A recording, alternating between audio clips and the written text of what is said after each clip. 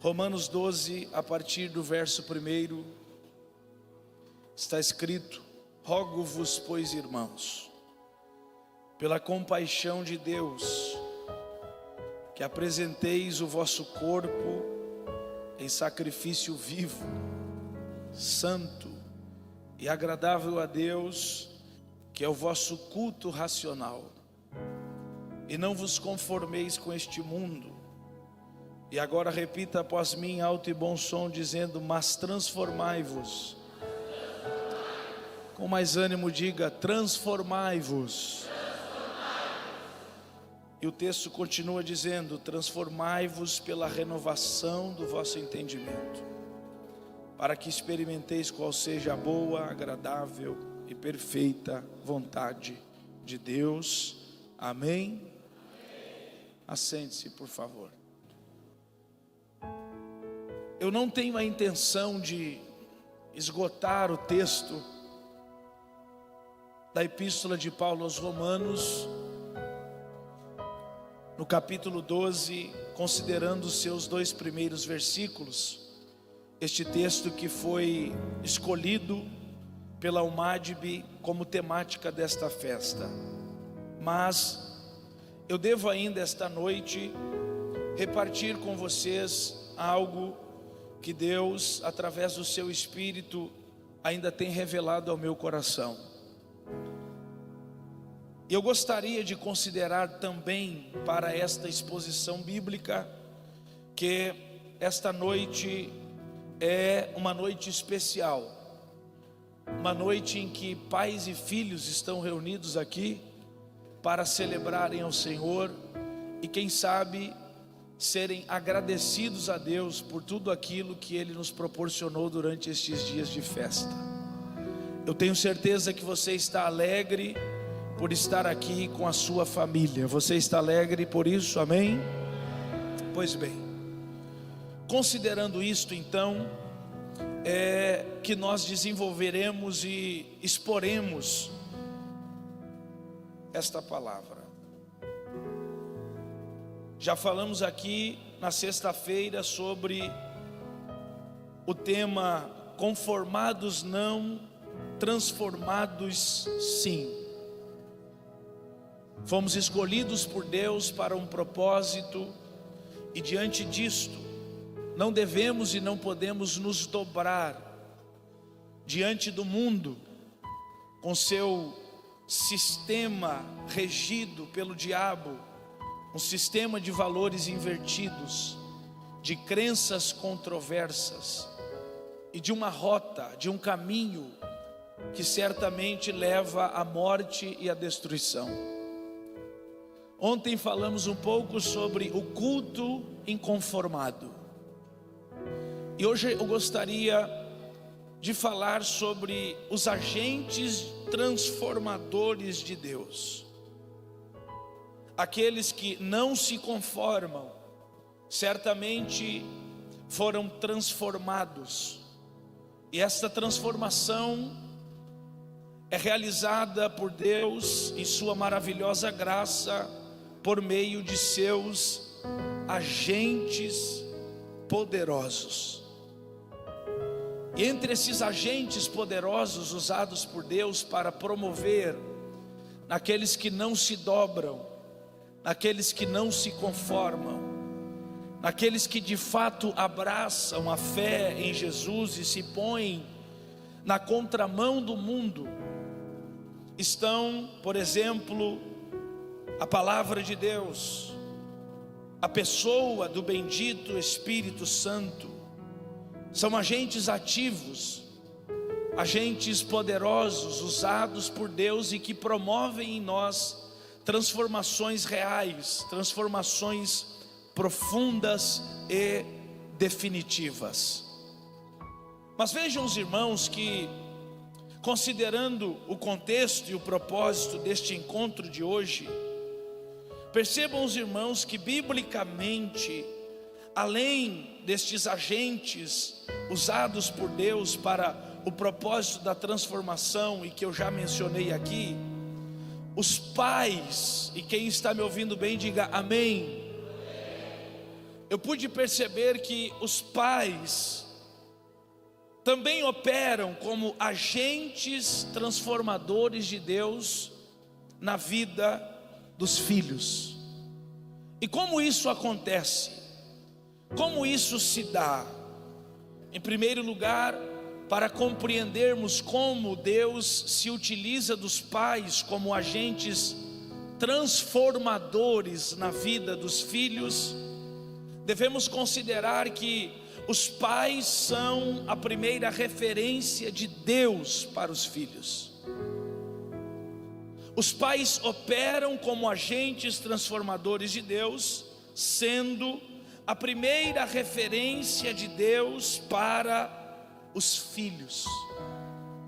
No livro do Êxodo, no capítulo de número 3, está registrado o encontro que Deus teve com Moisés no alto de um monte, ao chamá-lo, ao convocá-lo para ir ao Egito e libertar os hebreus de um cativeiro que durava já alguns séculos.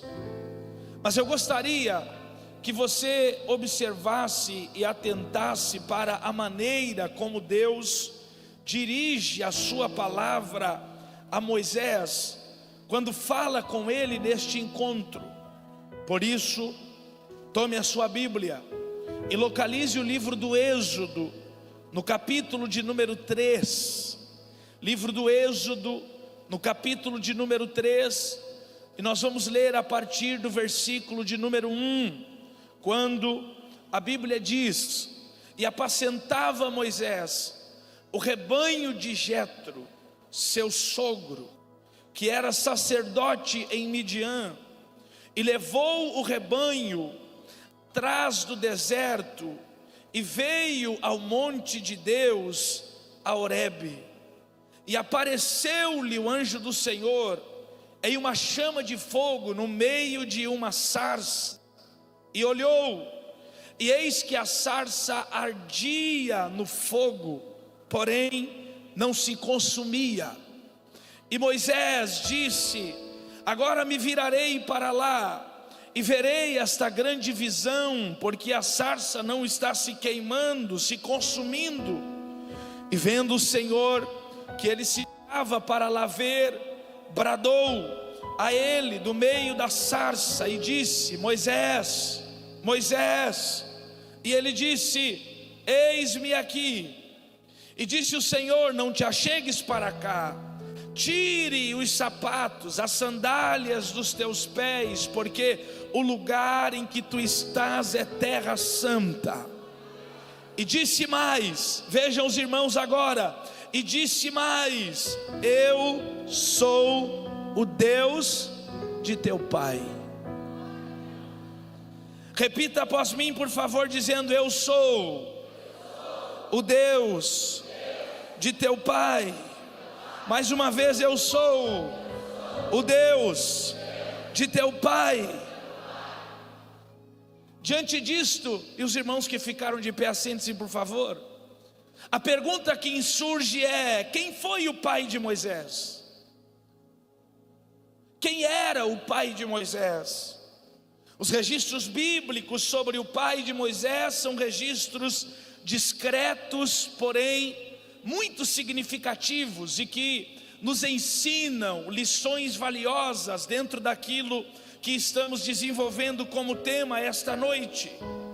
A Bíblia diz que o pai de Moisés se chamava Amram. Ele era descendente da tribo de Levi e casado com uma moça, uma mulher chamada Joquebede. Teve 3 filhos. O primeiro chamado Arão, o segundo chamado Moisés, e a terceira chamada Miriam. Em Números no capítulo 26, em Números no capítulo 26 e no versículo de número 59, está o registro que a Bíblia faz com relação à pessoa do pai de Moisés, Amram, e a formação da sua família.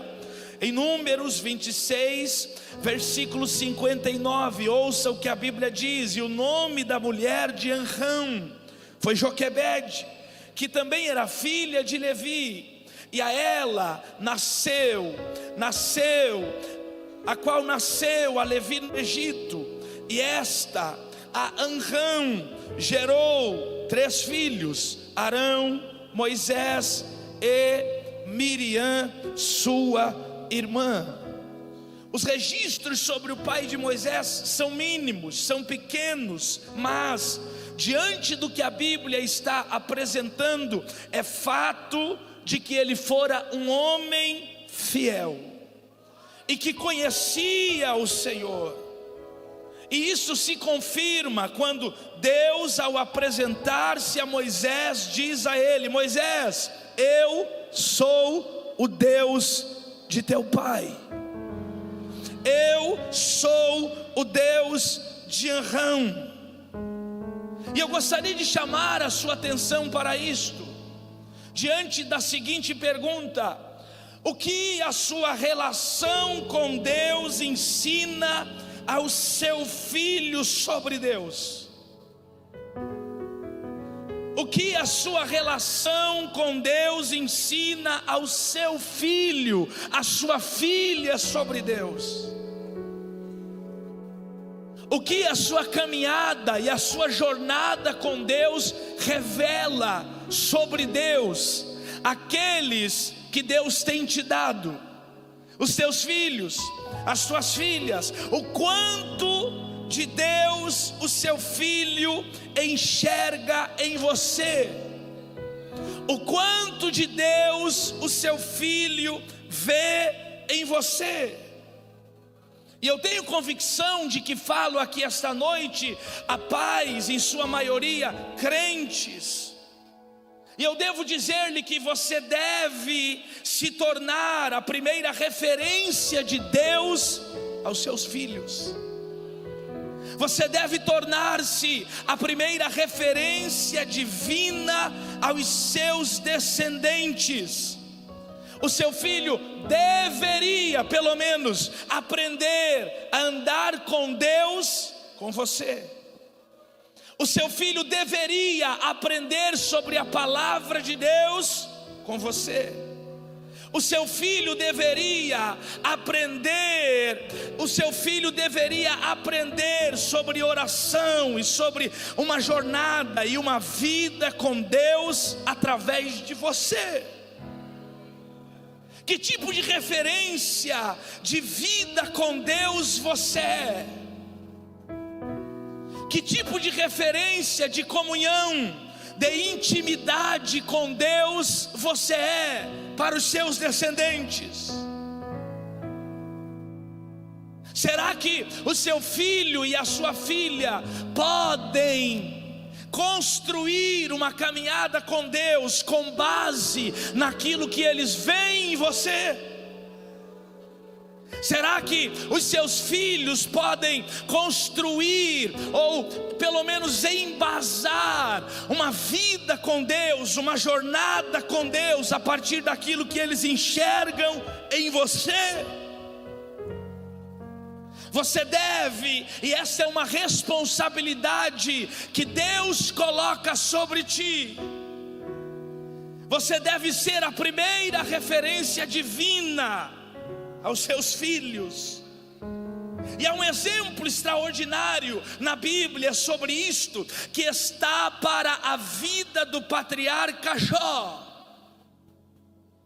No livro de Jó, no capítulo de número 1 e no versículo de número 5, há algo extraordinário sobre a maneira que Jó conduzia a sua relação com Deus diante da sua casa e principalmente diante de seus filhos. Ouça o que a Bíblia diz, o capítulo é 1, o versículo é o 5 do livro de Jó. Sucedia, pois, que tendo decorrido o turno de alguns dias em que os filhos de Jó estavam festejando, enviava Jó e os santificava, e se levantava de madrugada e oferecia holocaustos, segundo o número de todos os seus filhos, ao Senhor. Pois dizia Jó: por acaso, talvez, os meus filhos tenham pecado e blasfemado contra Deus no seu coração. E assim o fazia Jó continuamente. Jó era uma referência de vida com Deus e de caminhada com Deus para os seus filhos. Jó era uma referência de altar na presença de Deus para os seus filhos. Você precisa ser a primeira referência de altar para os teus filhos. Os teus filhos precisam aprender e entender o que é um altar na presença de Deus através de ti, pois a maior herança que você poderá deixar aos seus não é uma conta bancária gorda, não é um patrimônio milionário. A maior herança que você poderá deixar aos teus filhos é uma vida na presença de Deus. E eu pergunto: como está o seu altar dentro da sua casa?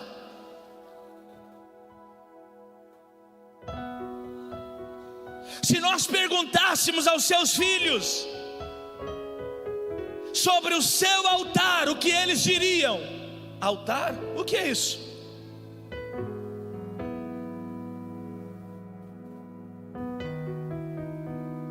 Como está o seu altar dentro da sua casa? Como você tem construído e firmado a sua relação com Deus diante dos seus filhos? Eles te veem ler a Bíblia, eles te observam quando você ora e dobra os seus joelhos na presença de Deus. Eles percebem, será, o valor que você dá à intimidade com o Senhor, a uma vida separada diante de Deus.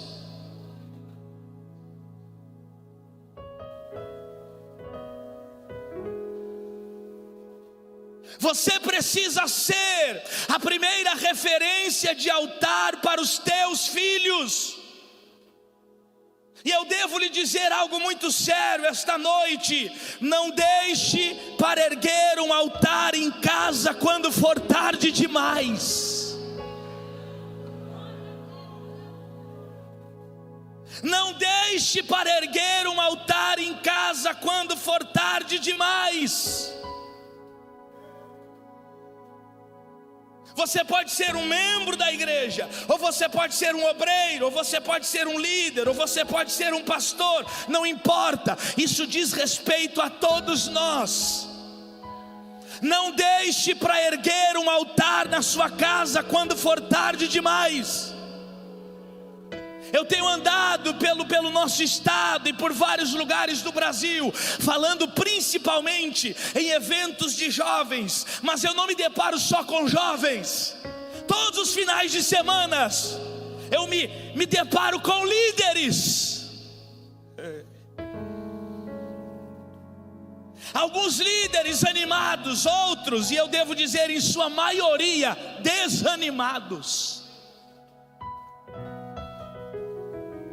Eu sou muito observador, eu gosto de conversar, mas na maioria das vezes eu mais ouço do que falo.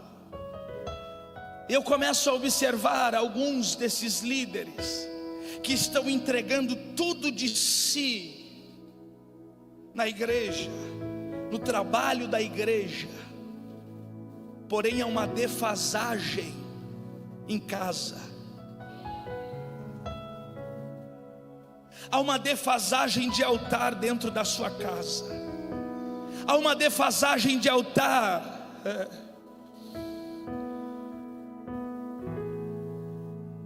no seu lugar secreto. O Espírito Santo te conduziu a este culto esta noite para ampliar a sua visão, ampliar a sua compreensão. Há um projeto de avivamento estabelecido por Deus para este tempo, mas há uma responsabilidade sobre você, mãe. Há uma responsabilidade sobre você, pai. Você é parte inerente deste projeto que Deus realizará sobre esta geração. E Deus conta com o seu senso de responsabilidade. Deus conta com o fato de você estar ligado nesse projeto do céu. E com o altar erguido em casa. Não deixe para erguer um altar quando for tarde demais. Há um exemplo lamentável na Bíblia de alguém muito relevante, muito relevante, que Deus usou muito, mas que ergueu um altar em casa quando era tarde. Eu vou lhe dar esse exemplo bíblico aqui e é impactante. Sabe quem era? Quem foi? Samuel. Ouça o que o texto bíblico diz, no primeiro livro de Samuel, no capítulo 7, versículos 15 ao 16. Ouça o que a Bíblia diz. E Samuel julgou a Israel todos os dias da sua vida. Uau! Um homem muito ativo dentro do propósito de Deus. Versículo 16. E ia de ano em ano e rodeava Betel, Gilgal, Mispa, visitando as congregações e os locais de culto. E julgava Israel em todos aqueles lugares. Versículo 17. Porém voltava a Ramá, porque estava ali a sua casa. E ali julgava Israel, e edificou ali um altar ao Senhor. Agora veja os primeiros versículos do capítulo 8. E sucedeu que, tendo Samuel envelhecido, constituiu seus filhos por juízes. E era o nome de seu filho primogênito Joel, e o nome do seu segundo filho Abias, e foram juízes. Versículo 3. Porém os seus filhos não andaram pelos caminhos dele. No encerramento do ministério de Samuel, ele retorna à sua casa, ele retorna ao seu lugar em Ramá. E considerando os seus dias avançados de idade, para não precisar ficar viajando tanto, ele construiu um altar em casa, para ali servir ao Senhor e oferecer sacrifícios ao Senhor. Mas agora ele já era um homem velho, seus filhos estavam crescidos. E agora que Samuel está em casa, agora que Samuel tem um altar em casa, ele não precisa mais ir a Siló, porque em Siló estava a tenda da congregação.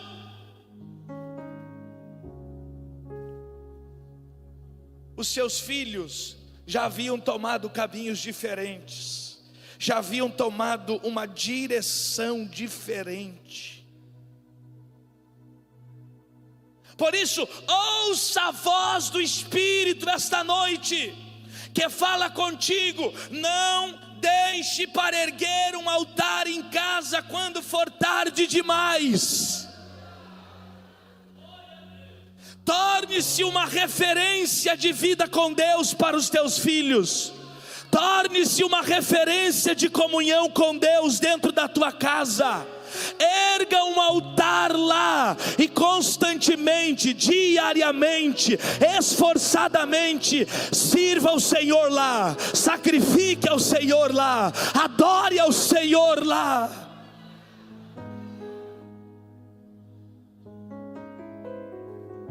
Os pais operam como agentes transformadores de Deus na vida dos filhos,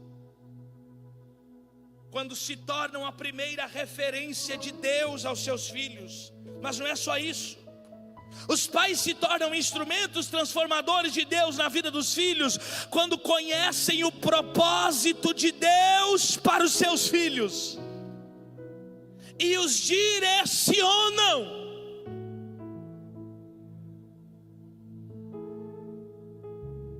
E eu lhe pergunto: você conhece o propósito de Deus para a vida do seu filho? Você ouviu o que Deus disse acerca dos teus filhos? Você ouviu a palavra de Deus? Você sentiu a direção de Deus para a vida daqueles que Ele entregou nas suas mãos?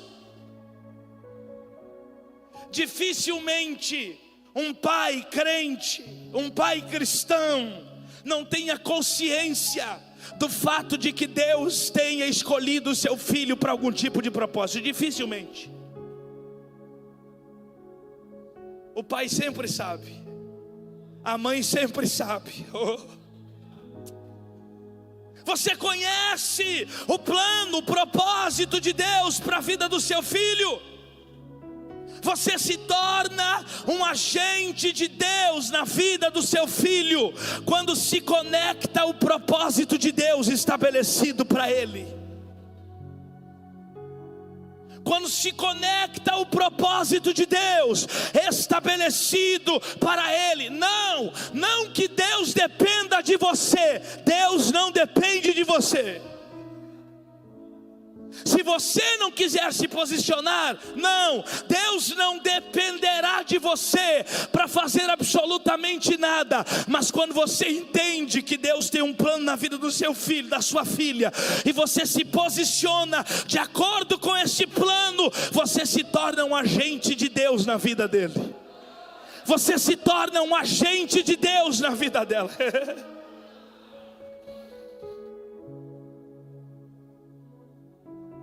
Eu tenho 34 anos. E quando eu e meus irmãos éramos crianças, por circunstâncias da vida, que hoje já estão bem resolvidas, meu pai e minha mãe se separaram.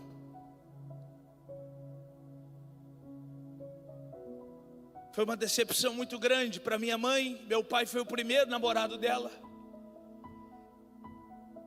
Ele foi para um lado, ela foi para outro. Ambos se afastaram de Deus. Minha mãe se afastou de Deus, acabou em uma vida distante de Deus. E eu e meus irmãos acabamos ficando mais próximos da minha avó materna. Pobre de marré. Éramos tão pobres que era muito comum ficarmos vários dias, sem energia elétrica. No porão de uma padaria que a minha avó alugava, o dono da padaria era conhecido dela. Nós morávamos ali, era normal ficarmos muitos dias sem energia elétrica, nós não tínhamos nem geladeira. Minha avó arrumou uma caixa de isopor, que ela enchia de gelo, e ali ela conservava as coisas que precisavam de algum tipo de refrigeração. Trabalhava, sim. Fazia o que podia, sim. Mas éramos pobres, recursos escassos. Mas minha avó sempre teve uma consciência que havia um plano de Deus. Por essa razão, pastor Nelson, era proibido lá em casa faltar culto. Por essa razão, era proibido lá em casa faltar reunião do círculo de oração. Nós não tínhamos dinheiro, não tínhamos recursos, mas minha avó fazia questão que nós fôssemos para a igreja com a camisa social, uma gravatinha no pescoço e a Bíblia debaixo do braço. Oh, glória a Deus. E foi um dia, em um culto como este, eu tinha 7 anos de idade, tinha um pregador pregando como hoje tem aqui, e de repente no meio do culto o pregador me apontou e disse: menino, vem cá. Me chamou diante da igreja e disse assim: hoje, irmãos, olhem bem para esse menino aqui, Deus o está separando para um ministério poderoso na palavra. Aleluia. Se você entendesse a importância, se você entendesse o valor que um pai e uma mãe têm dentro do projeto que Deus estabeleceu para a vida do filho. Nós éramos pobres, mas a partir desse momento, a partir desse instante, nunca fui incentivado tanto quanto era, e ainda sou até hoje, por minha avó Genesi. Isso fez diferença, muita. Hoje ela tem 80 e poucos anos de idade. É muito comum ela me mandar mensagem no WhatsApp, porque ela usa o WhatsApp. Ela me manda mensagem constantemente: Manassés, meu filho, e aí? Tá viajando? Tá para onde? Tá aqui no Rio Grande ou tá onde? Me conta. Tá calor por aí? Tá chovendo? Como é que é aí?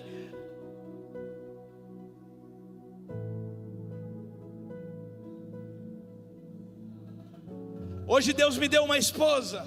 Minha esposa é minha companheira, minha esposa é minha ajudadora, minha esposa é minha maior incentivadora. Mas antes disso, lá estava a irmã Genesi, entendendo que havia um propósito, entendendo que havia um plano de Deus, e ela segurou as pontas. A circunstância não era fácil, mas ela entendia que Deus havia falado, e se Deus falou, Deus vai fazer. Eu estou sentindo aqui, pastor Nelson, que Deus esta noite quer levantar pais de maneira poderosa para usá-los como instrumentos transformadores na vida dos filhos. Deus vai te usar, Deus vai te usar como um instrumento para preparar o teu filho para aquilo que ele fará. Eu estou sentindo a presença de Deus aqui. Feche os teus olhos aí, pegue na mão do crente que está ao teu lado, oh glória. Pegue na mão do crente que está ao teu lado, aleluia.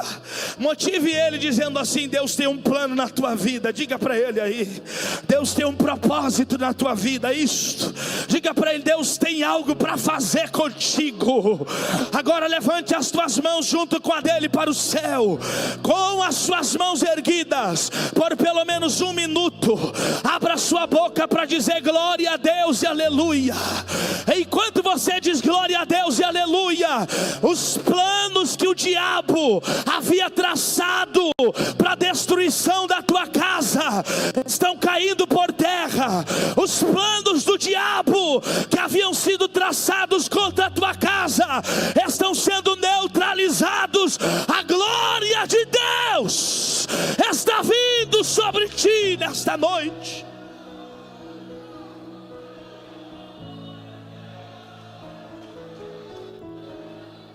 Receba algo do céu aí agora. Receba algo do céu aí agora.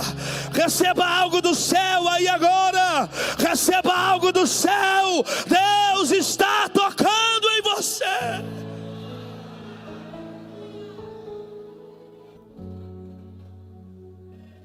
Quando você entende,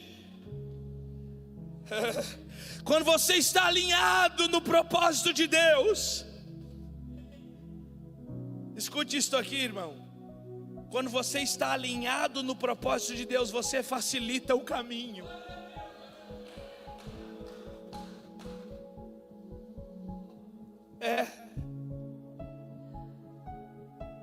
Mãe, pai, quando você está alinhado ao propósito de Deus para a vida do teu filho, você facilita o caminho.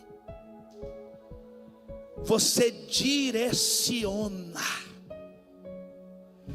Você posiciona a flecha que Deus colocou na tua aljava.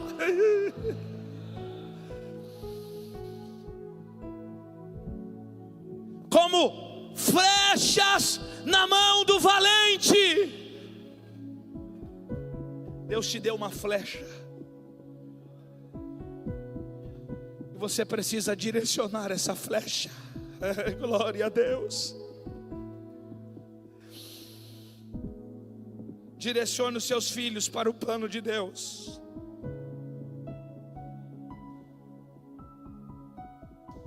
Eu lembro de Jacó e Esaú. No livro do Gênesis, no capítulo 25, a Bíblia diz que Deus falou com Rebeca durante o processo gestacional. Você lembra disso? Você lembra o que Deus disse a Rebeca? Rebeca, o que tem aí dentro do teu ventre não é uma criança, são dois povos, duas nações. Antes que eles nascessem, Deus disse para Rebeca: o maior servirá o menor.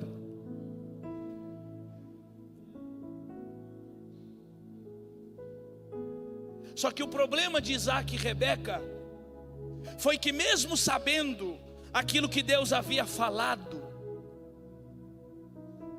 eles criaram os filhos dentro de uma linha de normalidade, porque o primeiro a nascer foi Esaú.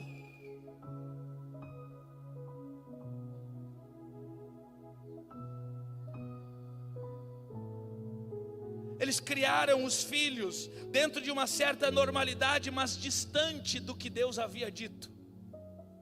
E eu lhe pergunto, se Isaac e Rebeca tivessem criado os filhos com a mentalidade clara com relação àquilo que Deus havia falado antes do nascimento, quantos conflitos familiares teriam sido evitados? Não é? Porque Deus já tinha dito: o menor será sobre o maior. Mas eles criaram um ambiente em casa que fez com que os filhos brigassem a vida inteira para ver quem era o maior. Só que Deus já havia dito que o projeto era sobre o menor. Quando você não se posiciona dentro do plano que Deus estabeleceu para a sua casa, você acaba atrapalhando, você acaba impedindo, você acaba atrasando, você acaba dificultando a jornada que poderia ter sido facilitada se você tivesse direcionado a flecha que Deus te deu na direção certa. Então ouça a voz de Deus esta noite. Alinhe-se ao plano que Deus estabeleceu para a tua casa e para os teus filhos, porque Deus quer te usar como um agente transformador. Levante a sua mão direita para receber essa palavra profética. Mãe, pai, vocês serão os primeiros mentores dos vossos filhos. Vocês serão as primeiras referências dos vossos filhos. Vocês serão os primeiros líderes dos vossos filhos. Vocês serão as bússolas que Deus usará para direcionar esses filhos, e eles serão poderosos em Deus.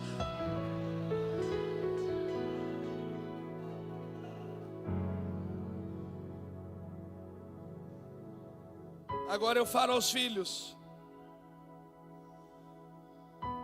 Deus tem um plano convosco.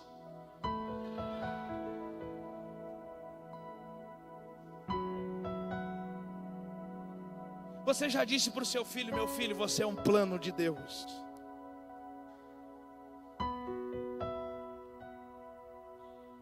Você não é um acidente.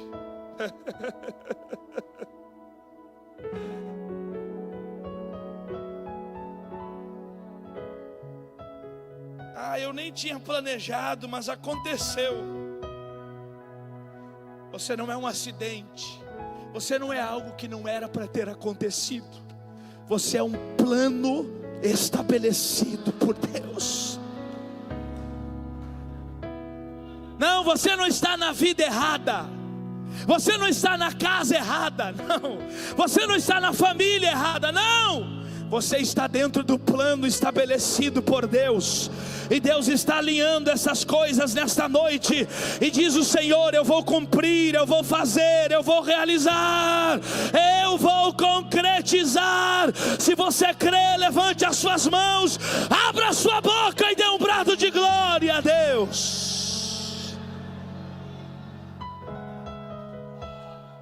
Deus tem um projeto com esta geração.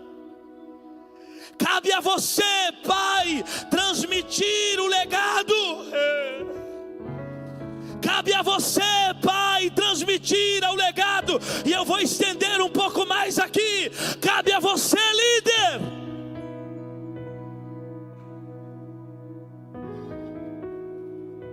Cabe a você, pastor. Sabe por quê? Porque estão aqui. E aí também eu vejo alguns. Estão aqui os instrumentos que Deus vai usar neste tempo. Estão aqui os líderes que Deus vai levantar nesse tempo. Estão aqui os pregadores, as pregadoras. Estão aqui os profetas. Estão aqui, glória a Deus. Estão aqui aqueles que terão a voz ouvida, aqueles que serão como brasas tiradas do altar do Senhor, para queimar no meio desta geração. Estão aqui as vozes que Deus vai levantar. Me ajude mais uma vez e diga para essa pessoa que está do teu lado aí: é com você que Deus conta nesse tempo. Diga para ele, diga para ela: é você que Deus vai usar neste tempo. É você que Deus vai usar neste tempo. Está aí, está aí.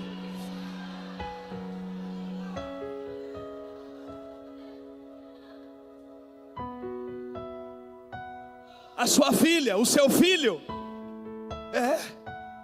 eles serão os instrumentos que Deus vai usar nesse tempo.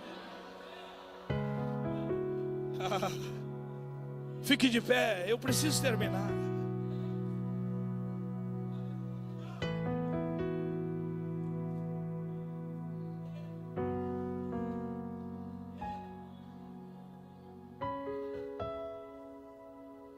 Vou fazer um pedido.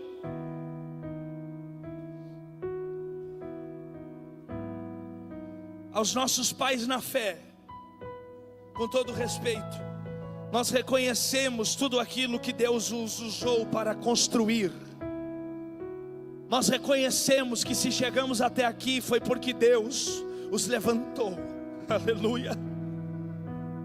Mas eu vou fazer um pedido respeitoso aos nossos pais na fé. Por favor, não digam mais que esta geração fracassará. Não digam mais que essa geração não chegará a lugar algum.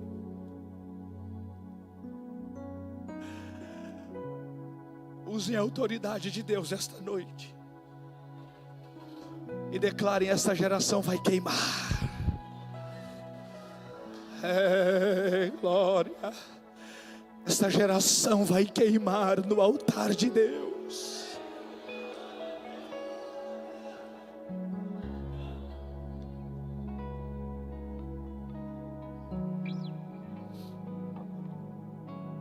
Eu ainda não tenho filhos, irmãos, mas eu queria ter uns quantos esta noite para orar por eles.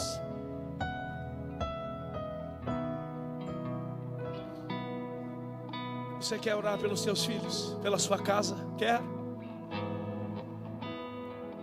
Você, moço, moça, você quer receber uma oração dos seus pais? Se eles estiverem aqui, não há nada tão valioso quanto isso, não é? Então eu vou pedir mais uma vez para que as famílias se reúnam. Saia do seu lugar e vá até a sua família agora, se ela estiver aqui. Faça isso. As famílias, fiquem juntas, fiquem juntas.